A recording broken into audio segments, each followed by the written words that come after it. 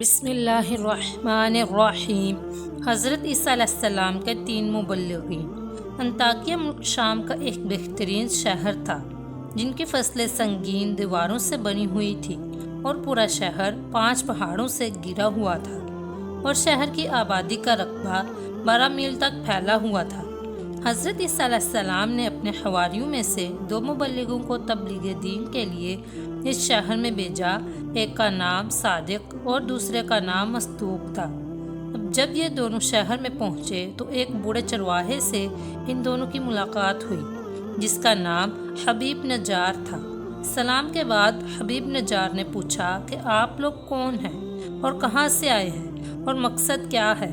تو ان دونوں صاحبان نے کہا، ہم دونوں حضرت عیسیٰ علیہ السلام کے بھیجے ہوئے مبلغین ہیں اور اس بستی والوں کو توحید اور خدا پرستی کی دعوت دین دینے آئے ہیں۔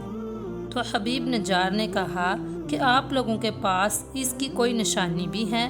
تو ان دونوں نے کہا کہ جی ہاں، ہم لوگ مریضوں اور مادرزاد اندھوں اور کوڑیوں کو خدا عزوجل کے حکم سے شفا دیتے ہیں۔ یہ دونوں کی کرامات اور حضرت عیسیٰ علیہ السلام کا معجزہ تھا۔ یہ سن کر حبیب نجار نے کہا کہ میرا ایک لڑکا مدتوں سے بیمار ہے، کیا آپ لوگ اس کو تندرست کر دیں گے؟ ان دونوں نے کہا کہ جی ہاں، اس کو ہمارے پاس لاؤ۔ چنانچہ ان دونوں نے اس مریض لڑکے پر اپنا ہاتھ پھیر دیا اور وہ فوراً ہی تندرست ہو کر کھڑا ہو گیا۔ یہ خبر بجلی کی طرح سارے شہر میں پھیل گئی اور بہت سے مریض جمع ہو گئے اور سب شفا یاب بھی ہو گئے۔ اس شہر کا بادشاہ انتیخا نامی ایک بت پرست تھا۔ وہ ان دونوں کی زبان سے توحید کی دعوت سن کر مارے غصے کے آپے سے باہر ہو گیا، اور اس نے دونوں مبلغوں کو گرفتار کر کے 100 درے لگا کر جیل خانے میں قید کر دیا۔ اس کے بعد حضرت عیسیٰ علیہ السلام نے اپنے حواریوں کے سردار حضرت شیمون رضی اللہ تعالیٰ عنہ کو انطاکیہ بھیجا۔ آپ کسی طرح بادشاہ کے دربار میں پہنچ گئے اور بادشاہ سے کہا کہ آپ نے ہمارے 2 آدمیوں کو کوڑے لگا کر جیل خانے میں قید کر دیا ہے، کم از کم آپ ان دونوں کی پوری بات تو سن لیتے۔ بادشاہ نے ان دونوں کو جیل خانے سے بلوا کر گفتگو شروع کی تو ان دونوں نے کہا کہ ہم یہی کہنے کے لیے یہاں آئے ہیں کہ تم لوگ ان کے بتوں کی عبادت کو چھوڑ کر خدا واحد کی عبادت کرو جس نے تم کو اور تمہارے بتوں کو بھی پیدا کیا ہے۔ جب بادشاہ نے ان دونوں سے کوئی نشانی طلب کی تو ان دونوں صاحبوں نے ایک ایسے مادرزاد اندھے کو جس کے سر میں آنکھیں تھی ہی نہیں ہاتھ پھیر دیا تو اس کی پیشانی میں آنکھوں کے 2 سوراخ بن گئے۔ پھر ان دونوں صاحبان نے مٹی کے 2 گلولے بنا کر ان سوراخوں میں رکھ کر دعا کر دی تو یہ دونوں گلولے آنکھیں بن کر روشن ہو گئے اور مادرزاد اندھا انگیاریہ بن گیا۔ حضرت شیمون نے فرمایا کہ اے بادشاہ، کیا تمہارے بتوں میں بھی یہ قدرت ہے؟ بادشاہ نے کہا کہ نہیں۔ تو حضرت شیمون نے فرمایا کہ پھر تم اس کی عبادت کیوں نہیں کرتے جو ایسی قدرت والا ہے کہ اندھوں کو آنکھیں عطا فرما دیتا ہے؟ یہ سن کر بادشاہ نے کہا کہ کیا تمہارا خدا مردوں کو زندہ کر سکتا ہے؟ اگر وہ مردوں کو زندہ کر سکتا ہے تو ایک مردے کو زندہ کر دے جو میرے ایک دہقان کا لڑکا ہے اور وہ کئی روز سے مرا پڑا ہے، اور میں نے اس کے باپ کے انتظار میں ابھی تک اس کو دفن نہیں کیا ہے۔ بادشاہ نے ان تینوں صاحبان کو لے کر لڑکے کی لاش کے پاس گیا اور ان تینوں صاحبان نے دعا مانگی تو خدا کے حکم سے وہ مردہ زندہ ہو گیا اور بلند آواز سے کہا کہ میں بت پرست تھا تو میں مرنے کے بعد جہنم کی وادیوں میں داخل کیا گیا، لہٰذا میں تم لوگوں کو عذاب الہی سے ڈراتے ہوئے اللہ پر ایمان لانے کی دعوت دیتا ہوں، اور تم لوگوں کو نصیحت کرتا ہوں کہ خدا کے پیغمبر حضرت عیسیٰ علیہ السلام کا کلمہ پڑھ کر ان کی تینوں مبلغین کی بات مان کر ان لوگوں کے ساتھ اچھا سلوک کرو، کیونکہ یہ تینوں صاحبان حضرت عیسیٰ علیہ السلام کے حواری اور ان کے فرستادہ ہیں۔ یہ منظر دیکھ کر اور مردہ کی تقریر سن کر سب کے سب حیران رہ گئے۔ اتنے میں حبیب نجار بھی دوڑتے ہوئے پہنچ گئے اور انہوں نے بھی بادشاہ اور سارے شہر والوں کو مبلغین کی تصدیق کے لیے پرزور تقریر کر کے آمادہ کر لیا، یہاں تک کہ بادشاہ اور اس کے تمام درباریوں نے ایمان کی دعوت کو قبول کر لیا اور سب صاحب ایمان ہو گئے، مگر چند منحوس لوگ جو بتوں کی محبت میں عقل و ہوش کھو چکے تھے وہ ایمان نہیں لائے، بلکہ حبیب نجار کو قتل کر دیا تو ان مردودوں پر عذاب آیا اور عذاب الہی سے ہلاک کر دیے گئے۔ اس واقعے کو قرآن مجید نے ان لفظوں میں بیان فرمایا ہے، ترجمہ کنز الایمان، اور ان سے مثال بیان کرو اس شہر والوں کی جب ان کے پاس فرساد رسول آئے، جب ہم نے ان کی طرف 2 بھیجے، پھر انہوں نے ان کو جھٹلایا تو ہم نے تیسرے سے زور دیا۔ اب ان سب نے کہا کہ بے شک ہم تمہاری طرف بھیجے گئے ہیں۔ بولے تم تو نہیں مگر ہم جسے آدمی، اور رحمان نے کچھ نہیں اتارا، تم نرے جھوٹے ہو۔ وہ بولے ہمارا رب جانتا ہے کہ بے شک ضرور ہم تمہاری طرف بھیجے گئے ہیں اور ہمارے ذمے نہیں مگر صاف پہنچا دینا۔ بولے ہم تمہیں منحوس سمجھتے ہیں، بے شک تم اگر باز نہ آئے تو ضرور ہم تمہیں سنسار کریں گے، اور بے شک ہمارے ہاتھوں تم پر دکھ کی مار پڑے گی۔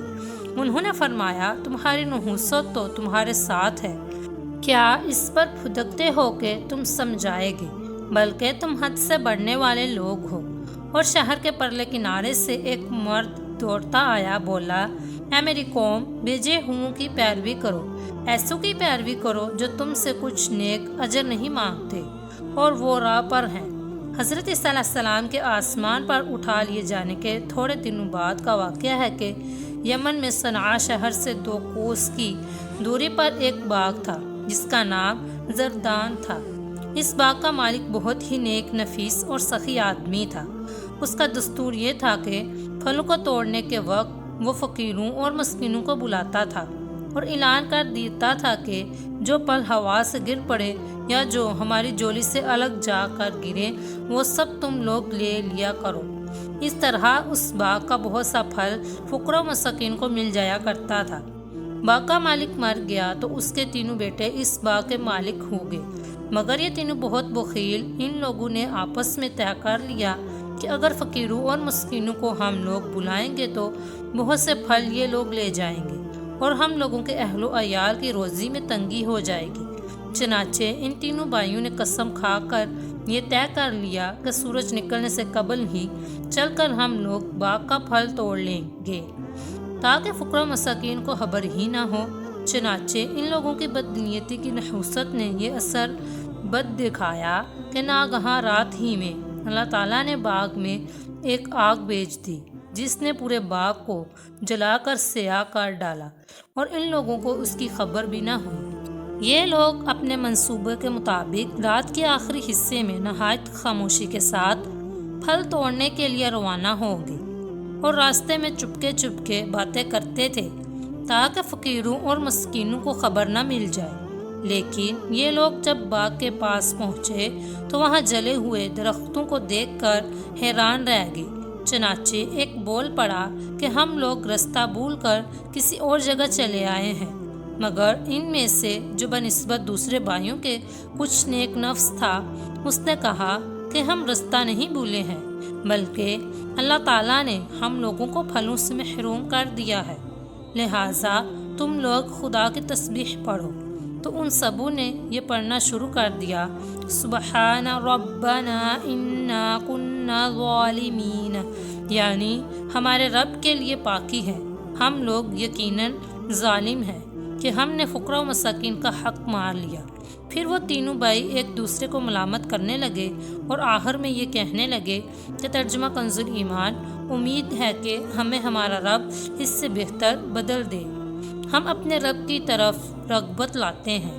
حضرت عبداللہ بن مسعود رضی اللہ تعالیٰ عنہ نے فرمایا کہ ان لوگوں نے سچے دل سے توبہ کر لی تو اللہ تعالیٰ نے ان لوگوں کی توبہ قبول فرما لی اور پھر ان لوگوں کو اس کے بدلے ایک دوسرا باغ عطا فرما دیا جس میں بہت زیادہ اور بہت بڑے بڑے پھل لگے۔ اس میں باغ کا نام حیوان تھا اور اس میں ایک انگور اتنا بڑا ہوتا تھا کہ اس کا ایک خوشہ ایک خچر کا بوجھ ہو جایا کرتا تھا۔ ابو خالد یمانی کا بیان ہے کہ میں اس باغ میں گیا تھا تو میں نے دیکھا اس باغ میں انگوروں کے خوشے حبشی آدمی کے قد کے برابر بڑے تھے۔ درس ہدایت، اس واقعے سے سبق ملتا ہے کہ سخاوت اور نیک نیتی کا اثر مال میں خیر و برکت اور مال کی فراوانی ہے، اور بخیلی و بددیانتی کا ثمرہ مال کی ہلاکت اور بربادی ہے۔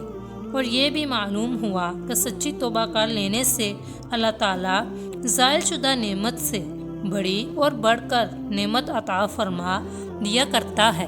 اگر آپ کو ویڈیو پسند آئی ہو تو ویڈیو کو لائک کریں، شیئر کریں، کمنٹ کریں اور چینل کو سبسکرائب کریں۔ شکریہ۔